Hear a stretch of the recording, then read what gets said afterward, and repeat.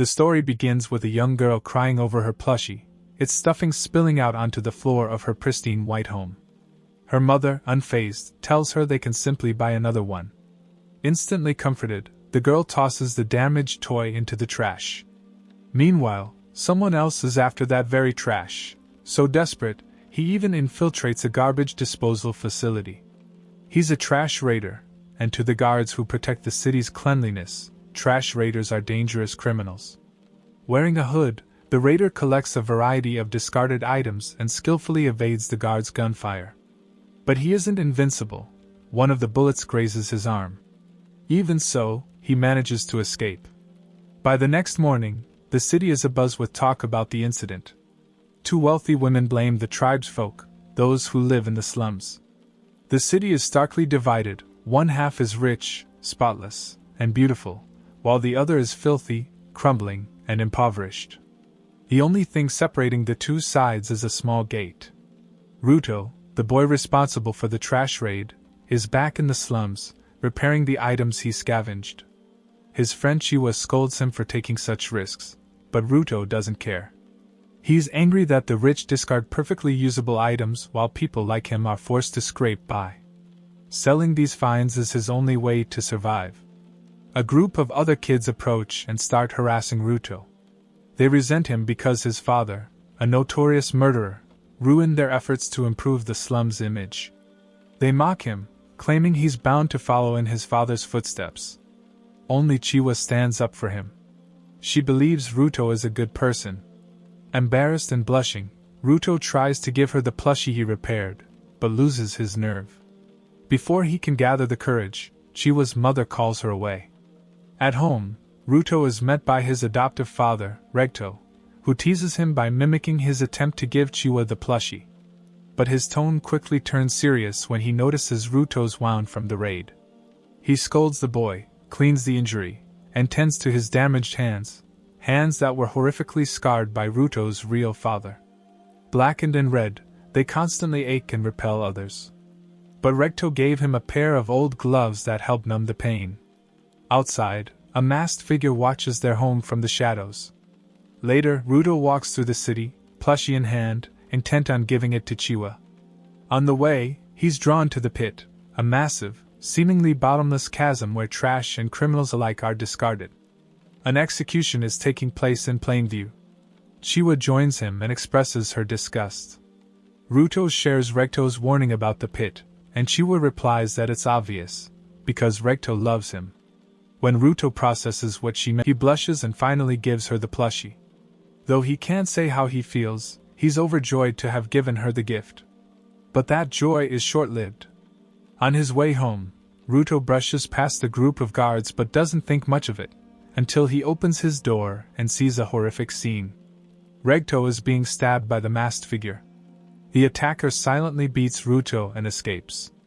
Ruto rushes to Regto's side as his father tries to warn him to run, but it's already too late. The guards storm in and immediately accuse Ruto of the murder. He's taken to the pit for public execution. Ruto pleads for someone, anyone, to believe him. But no one does. Even Chiwa turns on him, calling him just like his father, and throwing away the plushie he gave her. The greatest shock of all is seeing the masked murderer watching from the crowd. As the guards push him into the pit, Ruto screams that they are all filth and vows to kill every last one of them. Everything goes dark. He awakens at the bottom of the pit, surrounded by endless mountains of trash, an ocean of discarded things from the city above. But the most terrifying thing isn't the garbage. It's the massive monster made entirely of trash, staring right at him. No one ever talks about what happens to people after they're thrown into the pit, but now, Ruto is living that nightmare. Surrounded by mountains of rotting garbage, he's being hunted by monstrous creatures made entirely of trash. The air is so toxic it burns his lungs and leaves him gasping for breath. There's nowhere safe to run. As despair sets in, Ruto prepares to die, until he remembers Regto. If he doesn't fight back, no one will be left to avenge him. With newfound determination, he grabs a metal pipe and charges at the beasts. He parries one of their attacks and desperately swings at them, using anything he can find as a weapon. But no matter how hard he fights, it feels like a losing battle. Fueled by rage and desperation, Ruto manages to slice one of the monsters in half. For a brief moment, he thinks he's safe, until it regenerates and comes after him again. He dodges its next attack, but collapses, coughing up blood. The toxic air is suffocating him. Just then, a mysterious man holding an umbrella appears and forces a gas mask onto Ruto's face. The boy tries to ask questions, but the man hushes him, warning that noise will attract the trash beasts. Ruto keeps talking, and before long, a whole horde of the monsters shows up. But the man is no ordinary person. His umbrella begins to glow and transform, becoming a powerful spinning weapon that effortlessly deflects attacks and shreds the beasts. Even when the largest monster spews a deadly acid at him, the man dodges and kills it within seconds. His name isn't Gene, and he calls himself a cleaner. Before Ruto can ask anything more, he collapses from exhaustion. While unconscious, Ruto remembers something Recto once told him: when people care deeply about an object, it gains a soul. That belief shaped Ruto's view of the world. He grew up thinking objects were alive. But his thoughts are cut short when he wakes up, only to find himself chained and being transported somewhere by Engine. Ruto bombards Engine with questions, but the man only gives vague answers. He says his home is a place called the Sphere, and Ruto can't return there. The sphere floats in the sky and constantly moves, making it nearly impossible to locate. Annoyed by Ruto's persistence, Engine eventually abandons him in the middle of a dump. Soon after, a group of masked people arrive. They ask if he's a spherite, and when Ruto says yes, they pretend to be friendly, only to restrain him again and lock him in the back of a truck. These people despise the sphere and its citizens, blaming them for dumping trash, spreading poison, and attracting the beasts. They treat Ruto as a villain by association. They plan to sell him off, but one of them decides to humiliate him first. He shoves rotten food into Ruto's mouth, mocking him as if he's never had to deal with filth before. But Ruto's had enough. He bites off the man's fingers, rejecting the false image they've painted of him. In that moment, something awakens inside him. Remembering Recto's words, Ruto suddenly channels a red energy into his chains and breaks free. Engine watches from afar and smiles. His instincts were right. Ruto is a giver, someone with the power to breathe life into objects and awaken their hidden strength. The chains transform in Ruto's hands, scaring the attackers. Then he picks up a car wheel and transforms that, too, something rare even among givers. Just as he's about to strike down the last thug, Engine stops him. The transformed objects turn to ash, and Ruto's nose begins to bleed from the strain. Impressed by the boy's potential, Engine makes him an offer: join the cleaners, and he'll tell Ruto everything he wants to know. But Ruto doesn't seem too eager to accept, at least, not yet. While a doctor tends to Ruto's injuries, Engine speaks with someone about the talented boy he's found. He insists they need to meet soon. Afterward, Engine surprisingly takes Ruto out for lunch, showing a side of kindness the boy hasn't seen before. During the meal, Ruto realizes yet again that the ground isn't what he imagined. It's not a desolate wasteland, but a world filled with bustling cities and people. As they eat, Engine begins explaining anima, the power of emotions. It's the energy that gives form to the trash beasts. These creatures are born from negative emotions and usually stay away from cities, but sometimes they breach the borders. That's why normal weapons are useless against them. To fight trash beasts, one must use weapons imbued with anima. These weapons are called vital instruments, ordinary objects that have been cherished and cared for over time, eventually gaining a soul through a person's emotional connection. Cleaners, who are all givers, use these instruments to battle the trash beasts. But not many people can wield anima effectively, so the cleaners are always searching for new recruits. Hearing all of this nearly brings Ruto to tears. Everything Recto taught him, about emotions living in objects, was true. When Engine even compliments his old gloves, the ones Recto gave him, the moment becomes deeply emotional. But the sentiment doesn't last. and Jean casually reveals that he sold all of Ruto's clothes and has been using the money to pay for their food. Before Ruto can explode in anger, Jean walks off, claiming he's going to find Ruto's trainer. Suddenly, a cat steals a small pouch of money left from Ruto's clothes, and the boy chases it down a narrow alley. Spotting a stick nearby, he uses it to retrieve the pouch, only for a cleaner to emerge from the shadows furious. The stick Ruto grabbed belongs to him.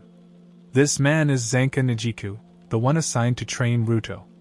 At first, he's enraged, but Ruto quickly explains and apologizes.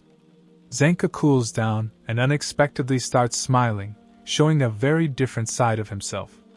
Surprised, Ruto smiles back. Unfortunately, Ruto's attempt at smiling is terrible. It looks forced and suspicious, like he's hiding something. When he tries again, the result is even worse, a horrifying grin that makes him look like a lunatic. Zanka's rage flares up again, thinking the boy is mocking him, and the two begin to fight. To Zanka's shock, Ruto grabs a random object from the trash and transforms it. This confirms that anything his gloves touch can become a vital instrument. Still, Zanka easily overpowers him due to his superior experience. But everything changes when he realizes that Ruto's chosen weapon is a plunger. Wielding it with wild enthusiasm, Ruto fills the area with garbage and sewage. Zanka, horrified, flees while trying to explain what Ruto is doing wrong. But luck isn't on Zanka's side. He trips, and Ruto smears filth all over his clothes and even a bit on his face. When Engine arrives and sees the mess, he bursts into uncontrollable laughter. Zanka is humiliated, and Ruto feels equally embarrassed. With the chaos behind them, they finally head to the cleaner's headquarters, joined by another cleaner named Ryu.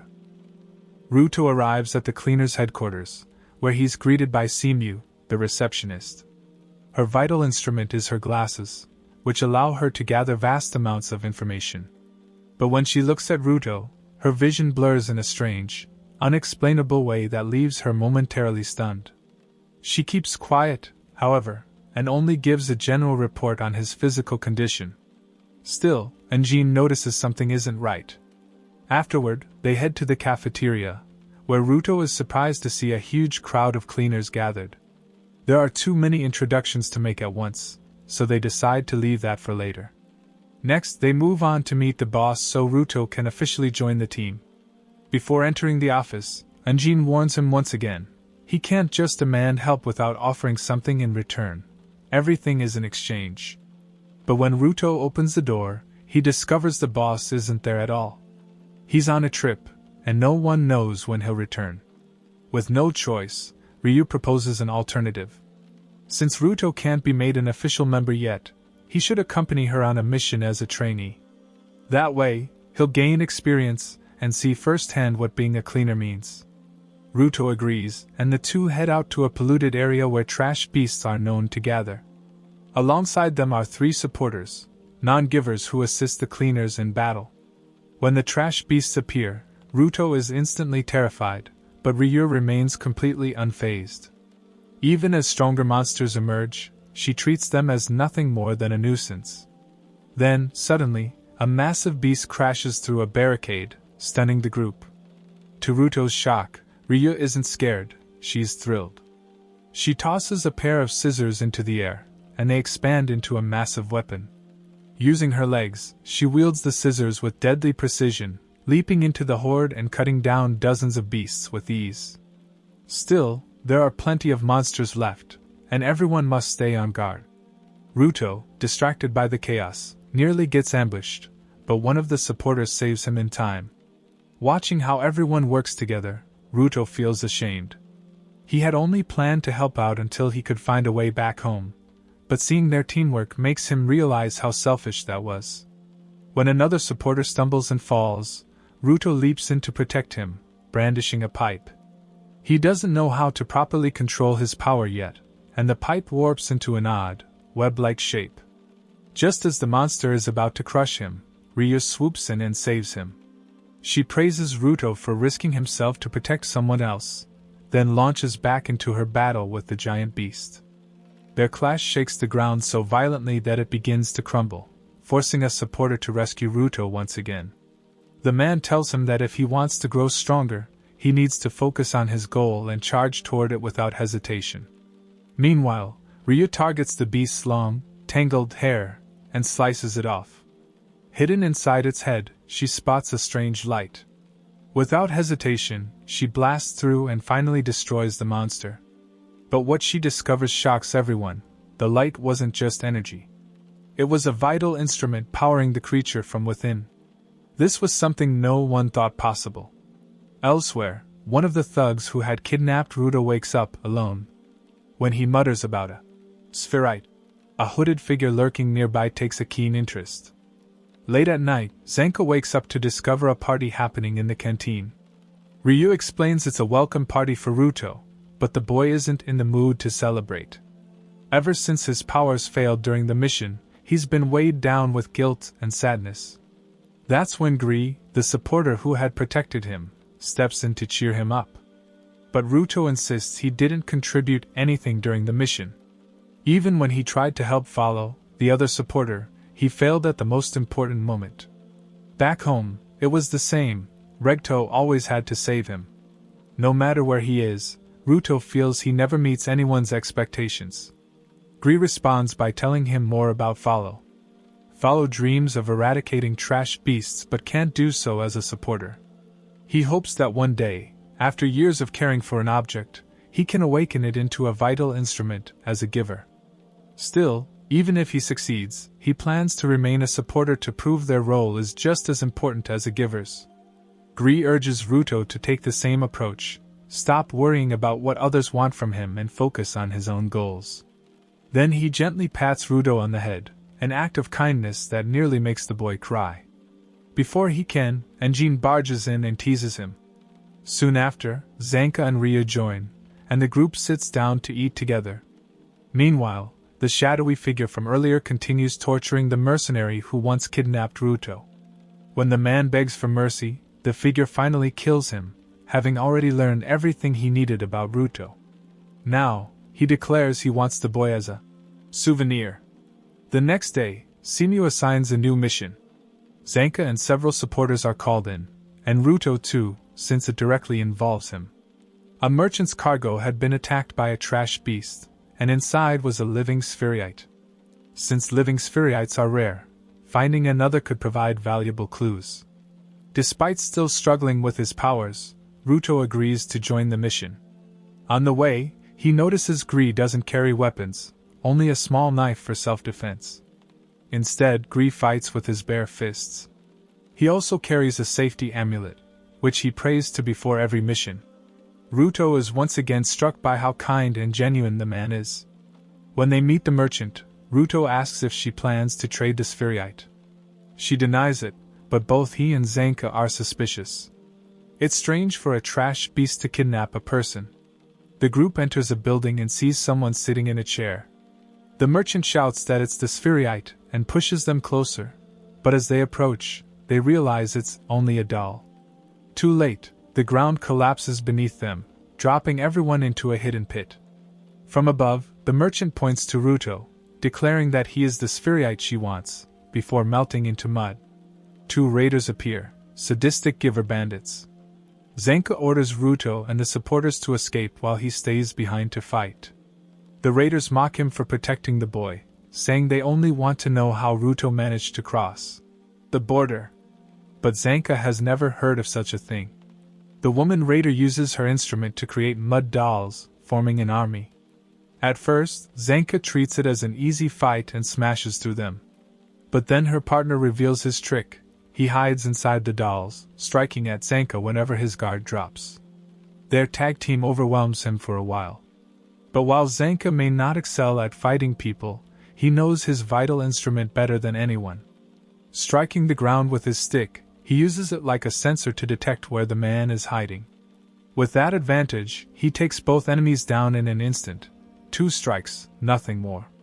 Just as he finally relaxes, thinking the battle is over, another figure appears behind him.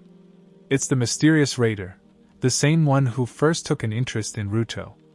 The cleaners begin searching for a way out of the collapsing building. Some supporters split off to get help, but Ruto, follow, and Gree remain behind to find Zanka. When footsteps approach, they assume it's their comrade, only to discover grim news instead. It's Jabber, the raider who had suddenly appeared behind Zanka. He didn't kill the cleaner, but poisoned him with the venom in his claws and left him incapacitated. Now Jabber has come for Ruto, intent on taking him to someone. As he advances, Follow and Gree attack, but Jabber dodges with ease. Determined, Gree stands in front of Ruto, declaring he'll protect him no matter what. But Ruto shouts for him to stop. He insists he can protect himself. Unfortunately, the warning comes too late. In a flash, Jabber pierces Gree with his claws, leaving a gaping wound in his chest. Gree collapses to the floor, bleeding heavily. The sight sends Ruto spiraling. His mind flashes back to Recto's death, and even further, to when he was a fragile child. One memory resurfaces, Recto opening the door to find young Ruto bashing his head against the wall, bloodied and bruised. Panicked, Recto stops him and asks why, but the boy has no answer, only a vague anger he can't explain. Recto realizes the boy must feel worthless and hollow after being abandoned by his parents. Wanting to help, he takes Ruto through the slums, searching for something to bring him joy. They try everything, soccer, cooking, little adventures, but nothing works. Just as they're about to give up, Ruto notices someone from the rich side tossing out their trash. Rushing forward, he pulls a damaged doll's head from the bag. The boy bursts into tears, crying that it's wrong to throw something away just because it's slightly broken. Through his tears, he shouts that he wants to fix it. Recto suddenly understands. Ruto isn't just empathizing because he, too, was abandoned. He has the unique ability to see worth in things others consider worthless. Back in the present, that power awakens once again. Ruto grips Gree's amulet and transforms it into a massive, protective entity. Gree realizes the truth about Ruto's gift. It's not that he can turn anything into a vital instrument. It's that he can draw out the maximum worth of whatever he touches. While Follow tries desperately to stop Gree's bleeding, Ruto faces Jabber. No matter how viciously the raider attacks, he can't land a blow. Ruto explains why Gree had prayed to the amulet for a safe return, which means it grants no injuries. As long as Ruto wields it, it gives him the ultimate defense. Jabber sees the potential of the power, but dismisses it, claiming it can't defeat him if it only allows Ruto to dodge. But Ruto corrects him. He hasn't moved once. The only one moving is Jabber. Confused, the raider lashes out again. And then he feels it, the cruel truth. The amulet itself perceives ill intent and reacts instantly, keeping Ruto untouched. Jabber finds himself thrown around, pummeled, and cornered. Ruto even manages to land a devastating punch straight to his face. No matter what he tries, even smokescreens or feints, the amulet always detects his hostile intent. But then Jabber notices something. When debris and loose rocks fly at Ruto, the boy has to dodge them himself. The amulet doesn't react, because the attacks carry no malice. Seizing on this weakness, Jabber coats his claws with venom and plans his counterattack. If he can drive himself into a berserk, instinct-driven state, his strikes will no longer carry intent. And if the amulet can't perceive intent, it can't protect Ruto. The battle resets. Round 2 begins. Jabber proves his theory right. After stabbing himself with his own venom, his attacks lose all hostility, making the amulet useless. Ruto desperately tries to defend, but the talisman doesn't respond. Now completely berserk, Jabber's strikes grow faster and more vicious. Ruto struggles to keep up and seems only seconds away from being torn apart. Then, Zanka's stick slams into Jabber's neck, pinning him to the ground. The cleaner isn't fully healed, but he can move again. Having witnessed part of the fight, he's grasped how the amulet works, and comes up with a plan. Since Ruto can't defend himself and Zanka can't fight properly, they'll have to combine their strengths. Zanka orders Ruto to make him angry so his strikes will count as hostile intent. Then, Ruto must redirect those blows toward Jabber. It's risky. Zanka is genuinely trying to hit Ruto, but it works. Each time he swings, Ruto shifts his movements just enough to guide his attacks into jabber. Blow by blow, the cleaner strikes land until the raider is overwhelmed. Finally, Zanka smashes him in the head with a devastating hit, sending him crashing to the floor. But the victory comes at a price. Zanka collapses from exhaustion, and Gree's amulet turns to ash in Ruto's hands. Shocked, the boy panics, thinking he's destroyed something precious. Worse, the poison jabber inflicted on him earlier begins spreading, and he collapses too. Meanwhile, Jabber claws himself again, dulling his pain long enough to move. He poisons Zanka once more, then grabs Ruto and drags him away. When he reaches the surface, something feels off, but it's already too late. Engine smashes him with his umbrella, launching him into a wall. Ryu and 2 other cleaners stand beside him, reinforcements called in by the supporters who escaped earlier. Ready for another fight, Jabber prepares to strike back, until a blue-haired girl seizes him by the arm. She's Chthoni, another raider. Though he protests, she forces him to retreat, saying their boss was smiling. With that, she opens a portal shaped like a manhole and prepares to leave. Before stepping through, Jabber hears Ruto weakly swearing revenge. The raider smirks, impressed, and then notices the boy's gloves, hinting at a mystery Ruto doesn't understand. Promising he'll be ready next time, Jabber vanishes into the portal with Chthoni. Later, the cleaners regroup on the surface.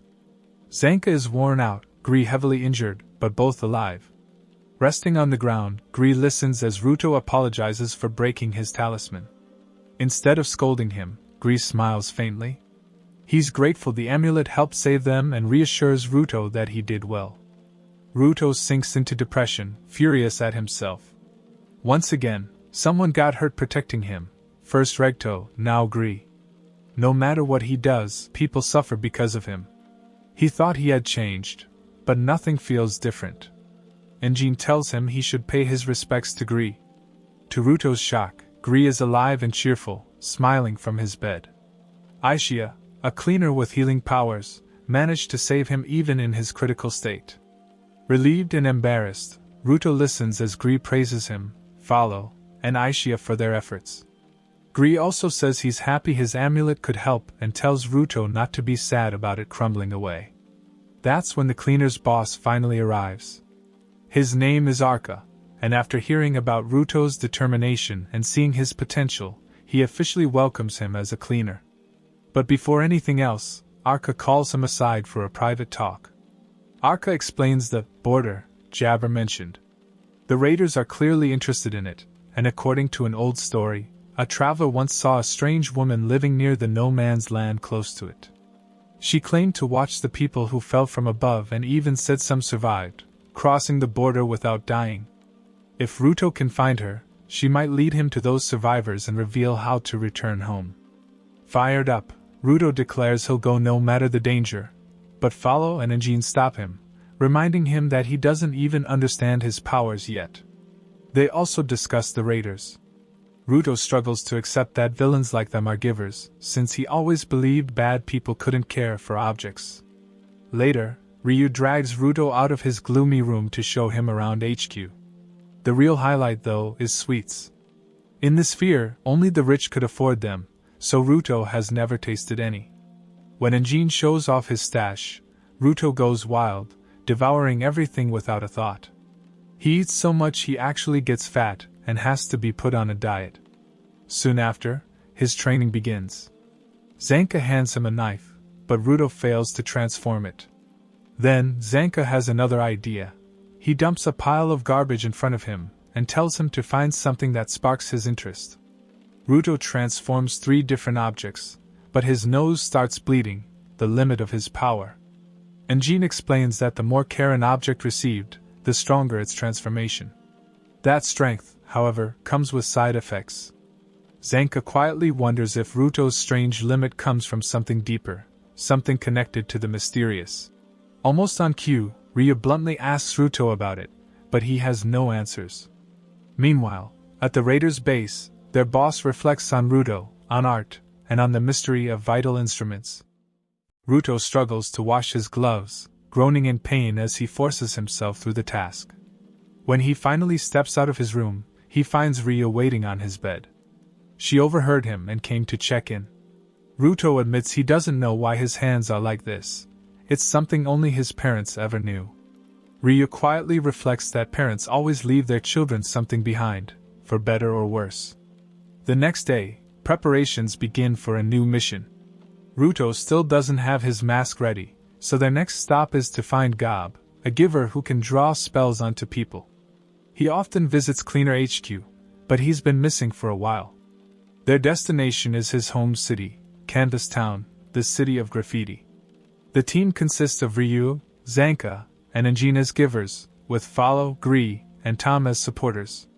2 new members also join, Tamsi, calm and thoughtful, and Delman, a huge and boisterous man who turns out to be surprisingly kind, showing sympathy for Ruto's struggles.